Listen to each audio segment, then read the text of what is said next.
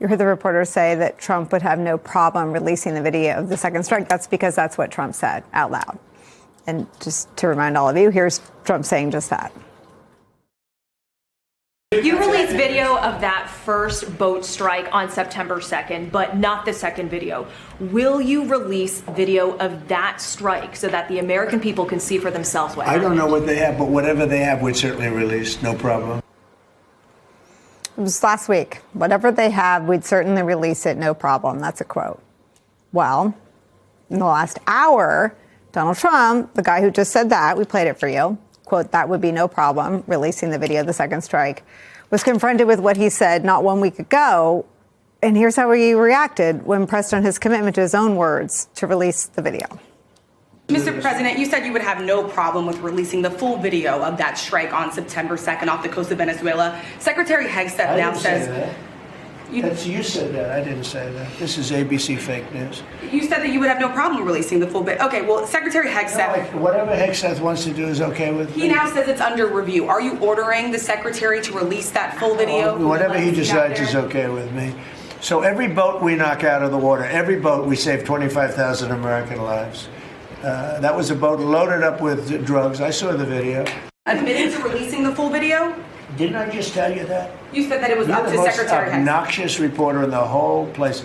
Let me just tell you, you are an obnoxious, actually a terrible reporter. And it's always the same thing with you. I told you, whatever Pete Hegseth wants to do is okay with me. All right, folks. There are more bipartisan calls for the removal of Pete Hegseth as Secretary of Defense. And we need to pay close attention to what's happening here, because it's getting harder and harder for even Republicans to defend this disaster of a defense secretary. Here's Republican Congressman Don Bacon saying he's seen all he needs to see. After Signalgate, I think I've seen enough. What I really wanted to see was someone take responsibility, own up to a mistake, and then when he blamed the media or the journalists for the story, it just ruined his credibility. He had some issues going into the hearings, but once he got confirmed, I said, well, let's give him a fair chance. But what I've seen is what I call just poor decision-making. This is a Republican congressman, someone from Trump's own party, saying Hegseth has ruined his credibility and shown consistently poor decision-making. That should tell you everything about how bad this situation has become. There are more calls for the Pentagon to release the full footage from the September 2nd boat strikes in the Caribbean, including the highly controversial second strike, which killed 2 shipwrecked sailors who survived the first strike. Just a handful of congressional lawmakers have seen the footage of that second boat strike. By the way, I'm trying to do my best to gather all the information I can for you and share it with you. Please leave your likes and comments, and I would be grateful if you subscribed. Let's continue. Pete Hegseth was asked about whether he's willing to make the video public over the weekend. Here was his response. President Trump said he would have no problem if the full video of the strike is released. When can we see that video? When will you release it? Hegseth responds, we're reviewing it right now to make sure sources, methods, it's an ongoing operation. TTPs, we've got operators out there doing this right now. So whatever we decide to release, we'd have to be very responsible about. You heard the reporter say that Trump would have no problem releasing the video of the second strike. That's because that's exactly what Trump said out loud. Just to remind everyone, here's Trump saying just that when asked about releasing the video. I don't know what they have, but whatever they have, we'd certainly release. No problem. That was last week. Whatever they have, we'd certainly release it. No problem. That's a direct quote. Well, in the last hour, Donald Trump, the guy who just said that, we played it for you, was confronted with what he said not 1 week ago. And here's how he reacted when pressed on his commitment to his own words to release the video. The reporter says, Mr. President, you said you would have no problem with releasing the full video of that strike on September 2nd off the coast of Venezuela. Secretary Hegseth now says, Trump interrupts, I didn't say that. This is ABC fake news. The reporter persists, you said that you would have no problem releasing the full video. Trump responds, well, Secretary Hegseth, whatever Hegseth wants to do is okay with me.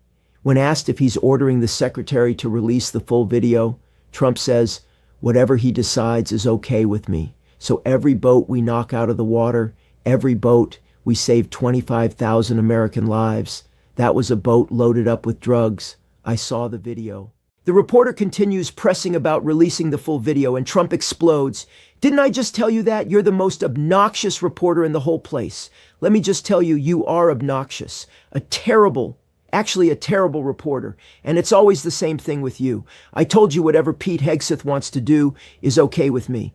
Let me bring in some expert analysis here because we need to hit pause on what just happened. We should never normalize this. Two things should never be normal. First, Donald Trump is the commander-in-chief, and he doesn't remember what he said about releasing the video of the second strike 4 days ago. If someone said something on TV today that was the opposite of what they said on Thursday, we'd be asking, did they forget or did they misspeak? It's a fair question. Did Trump forget or did he misspeak? Former Captain Margaret Donovan, who served in the 101st Airborne Division and later in 5th Special Forces Group, was also a captain in the JAG Corps and former Assistant U.S. Attorney, responds, I could not pretend to know what is going on in the president's mind, but I will say this, we need transparency. When you have a Secretary of Defense who is backing into a corner and pointing at the other guy when there is a scandal like this, when there is a very serious situation that requires stability and sobriety and calm-headed thinking in an emergency, like what the nation is going through right now with this boat strike, you cannot have a lack of leadership like Secretary Hegseth and his chain of command above him have displayed. Captain Donovan continues, the only way the public is going to have answers and be able to understand this is if we have a release of the strike.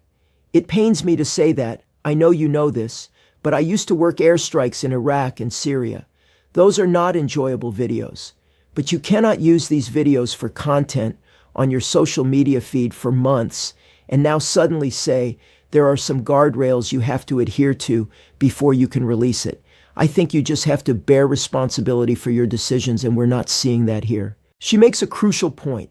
The Secretary of Defense, this might be one of the most important cabinet decisions. In my personal opinion, it is the most important cabinet position. We cannot have our sons and daughters serving in uniform right now to somebody who does not take responsibility, who goes back on his word, who is unclear about directions, whether it's the president or the secretary, and who isn't going to be transparent with something as serious as this. The second thing we need to hit pause on and never normalize is the verbal violence, the verbal assault on another female journalist. Trump called ABC's Rachel Scott today obnoxious and terrible. On December 6th, he called Caitlin Collins stupid and nasty. On November 27th, he said, "Are you stupid?" to CBS journalist Nancy Cordes. On November 26th, he called New York Times reporter Katie Rogers ugly. On November 18th, he called ABC's Mary Bruce terrible and insubordinable, to whom, I'm not sure. On November 14th, he told a Bloomberg reporter, quiet piggy. This is sick. Anyone in that room is there to do a job for their viewers or readers. But they should go home tonight and think about whether their sisters or daughters or moms or sons or husbands or fathers think there's something else they should do the next time Trump calls a female journalist obnoxious, terrible, stupid, nasty, ugly, insubordinate, or piggy. Because maybe if Donald Trump can't live without being on TV, and maybe if the press corps said, you know what, we're going to have some solidarity like they did with him wanting to change the names of oceans. We're either going to normalize this and then hear all sorts of prominent people calling women all sorts of names. I'm sure by the time I get off TV, I'll have a few of those myself. Or we're either going to normalize this and usher in an era of unprecedented misogyny, or that press corps is going to act as one and say no more. Claire McCaskill adds, he does it when he gets caught in a lie. The captain was being, as I would expect, measured and calm and strong in the way she answered your question. Did he just forget or did he misspeak? No, he lied. And he lies so often that is what has become normal. He thinks he can get away with lying if he attacks the person who's pointing out that he's lying. She continues, you know, Eric Schmidt, the senator from Missouri, when confronted with a difficult question, attacked George Stephanopoulos. You saw Marjorie Taylor Greene do the same thing on 60 Minutes when she was asked a tough question. They are teaching young people that if you get a question you don't like that will hold you accountable, you either lie or you attack the person asking the question. That's what they're normalizing. It's very, very sad for people who are supposed to be mentors and role models in terms of how you serve the public. McCaskill makes a devastating point about the video.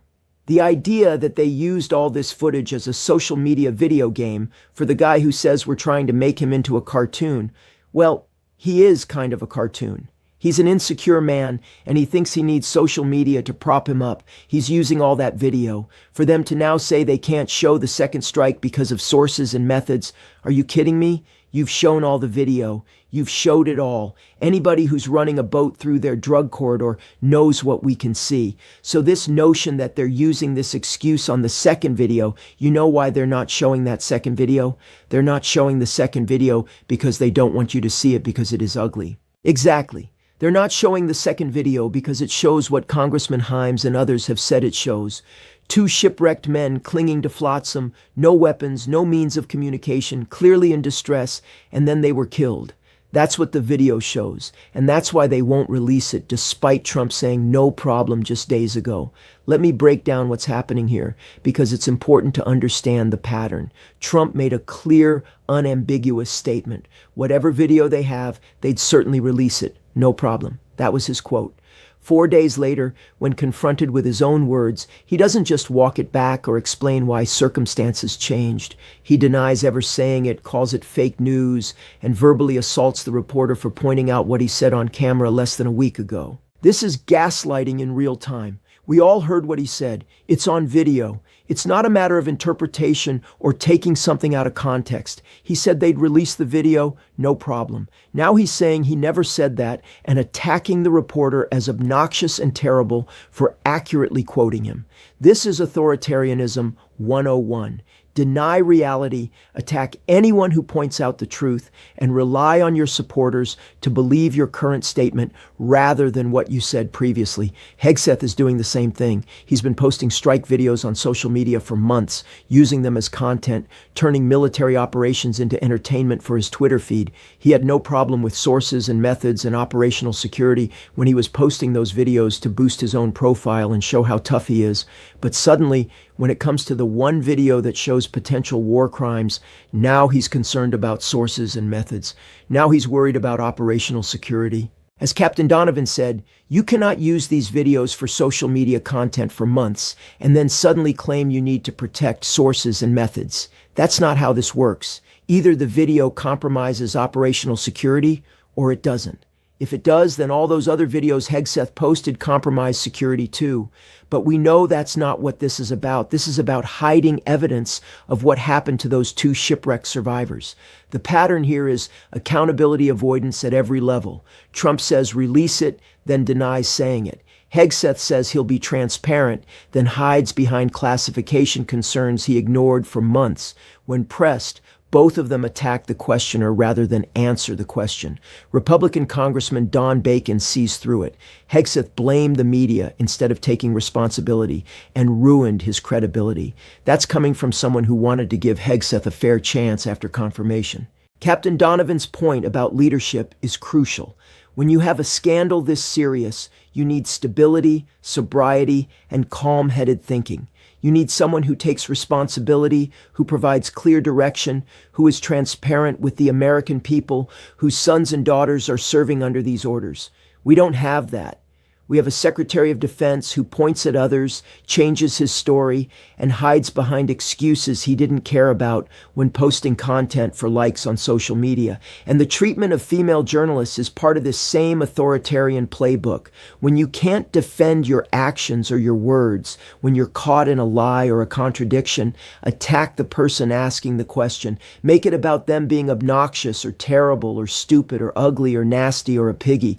Dehumanize them. Make the story about the reporter rather than about what you did or said. This teaches everyone watching that accountability can be avoided through verbal assault and intimidation. Eric Schmidt does it. Marjorie Taylor Greene does it. Trump does it constantly. They're modeling for young people that when you're held accountable for something you don't want to answer for, you attack the questioner. That's not how public service works. That's not how leadership works. That's how authoritarians operate. Claire McCaskill is right. We're at a decision point. Either we normalize this and usher in an era where calling women these names becomes standard political discourse, or the press corps acts as one and says no more. Because if Trump can't function without being on TV, if he needs that platform that desperately, then maybe the press should use that leverage to demand basic decency and respect for the people doing their jobs. The bottom line is this. 2 shipwrecked men were killed in a second strike after surviving the first one. Lawmakers who've seen the video describe it as deeply disturbing, showing people clearly in distress with no ability to continue any fight. Trump promised to release the video with no problem. Hegseth used strike videos for social media content for months. Now suddenly they won't release this specific video, and Trump denies ever promising to release it. That tells you everything you need to know. They're hiding what happened because what happened was wrong. They're attacking journalists who ask about it because they can't defend it. They're contradicting themselves and each other because there's no consistent, truthful story to tell. And they're counting on people either not noticing the contradictions or not caring enough to demand accountability. Don Bacon, a Republican, sees through it. Captain Donovan, with her military experience, sees through it. Claire McCaskill sees through it. Anyone paying attention sees through it. The question is whether enough people will demand transparency and accountability, or whether we're going to let them memory hole this incident the way they try to memory hole everything else Trump says and does. That becomes inconvenient days later. Those 2 men who died deserve better than this. The American people deserve better than this. The military members serving under these orders deserve better than this. And the journalists doing their jobs, despite being called obnoxious and terrible and ugly and piggy, deserve far better than this. We're either going to hold the line on basic standards of truth and decency, or we're going to watch those standards completely collapse under the weight of constant lies and verbal assault. That choice is ours to make, but we're running out of time to make it.